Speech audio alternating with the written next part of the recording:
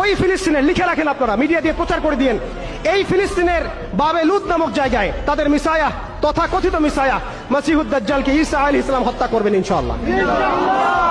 পৃথিবীর কোন শক্তি, কোন ন্যাটো, কোন ইউনাইটেড নেশনস, কোন ইউরোপিয়ান ইউনিয়ন, কোন IMF, কোন ওয়ার্ল্ড ব্যাংক, কোন সাম্রাজ্যবাদী শক্তি এই ভবিষ্যৎবাণীকে ঠেকাতে পারবেন ইনশাআল্লাহ।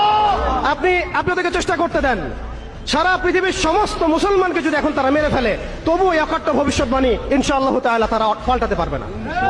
এটা আমাদের আশার জায়গা, এটাই হচ্ছে চূড়ান্ত বিজয়। এবং ঈসা আলাইহিস সালামের হাতে আগামী 40 বছর, লিখে রাখেন আপনারা, এরপরের 40 বছর ওই বাইতুল মুকাদ্দাস থেকেই সারা বিশ্বে ইসলামী খিলাফা কায়েম হবে ইনশাআল্লাহ। যে খিলাফা শব্দটা এখন রাজনৈতিকভাবে আপনারা নিতে পারেন না, হজম করতে পারেন না।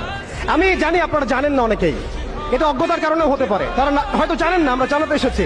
এই যে খিলাফা শব্দটা তারা নিতে পারে না, এই খিলাফাই হবে পৃথিবীর শেষ শাসন ইনশাআল্লাহ।